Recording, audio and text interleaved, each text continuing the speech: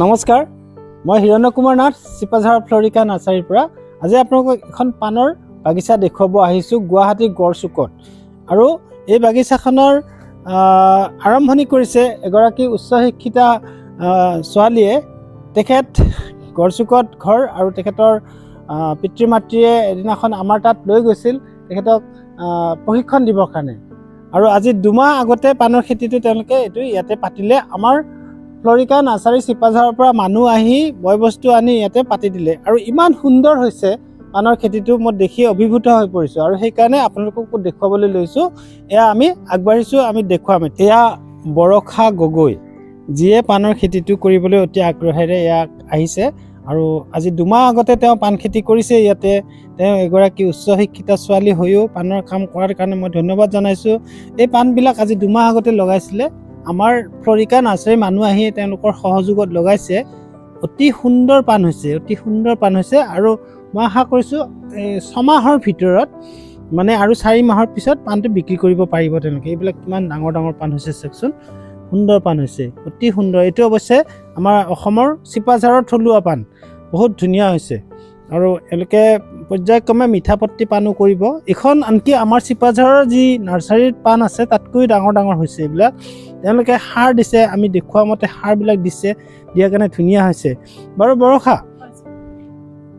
তুমিতো চিপাঝাৰত গ'লা, প্ৰশিক্ষণ ল'লা, গোটেই কাৰবাৰটো কেনেকুৱা লাগিল?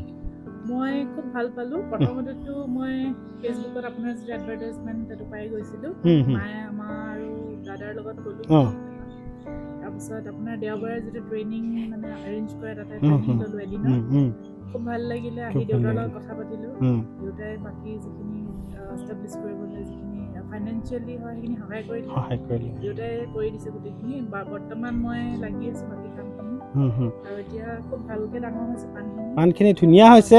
আৰু ইয়াতে তেওঁৰ 150 জোপা ষ্টিক আছে, 150ডাল এনেকুৱা কৰ ষ্টিক। এইবিলাকো আমি নিজে বনাই দিছোঁ। আৰু লগতে তাত 300 জোপা পাণ আছে, 300 পাণ বৰ্তমান আছে। তেওঁ এইখিনিৰে আৰম্ভ কৰিছে যদিও ইয়াতকৈ বঢ়াব। অহা এবছৰৰ ভিতৰত তেওঁ হয়তো এনেকুৱা ঘৰ আৰু 3টা বনাই পেলাব। আৰু ইয়াত যথেষ্ট লাভ হ'ব।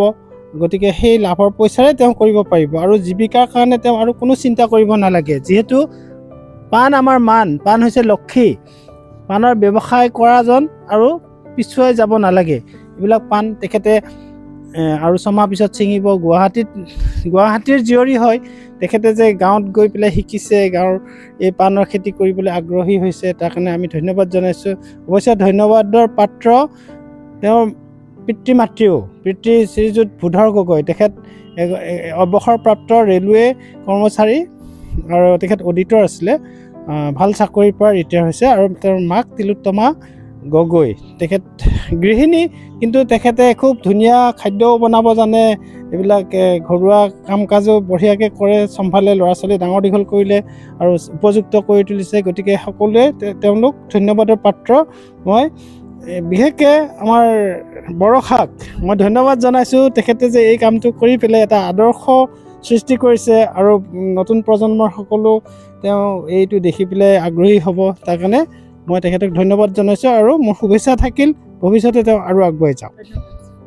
ধন্যবাদ।